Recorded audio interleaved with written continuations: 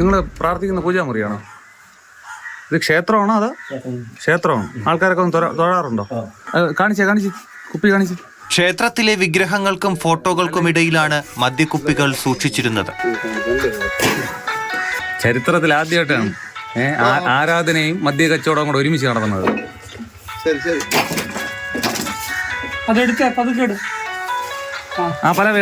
നെയ്യാറ്റിങ്കര പുന്നക്കാട് സ്വദേശി പോറ്റി എന്നറിയപ്പെടുന്ന അർജുനനാണ് എക്സൈസിന്റെ പിടിയിലായത്. പലവെടുത്തോ അതെല്ലാം വരണ്ട്.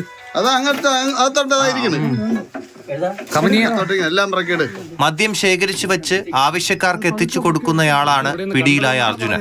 30 ലിറ്റർ മദ്യമാണ് എക്സൈസ് പിടികൂടിയത്. അതിന്റെ ഫോട്ടോയുടെ പിറകിലിരിക്കുന്ന കുപ്പികളെല്ലാം കാണാം. ഇനിയുണ്ട്. ഈ ആരാധന എന്ന് പറയുന്ന സാധനം വെച്ച് അതിന്റെ മറവിൽ മദ്യ കച്ചവടം. ഇതുകൂടാതെ പ്രദേശത്ത് നിന്നും ഇലക്ഷൻ സ്പെഷ്യൽ ഡ്രൈവിന്റെ ഭാഗമായി എക്സൈസ് നടത്തിയ പരിശോധനയിൽ 60 ലിറ്റർ മദ്യവും പിടികൂടി.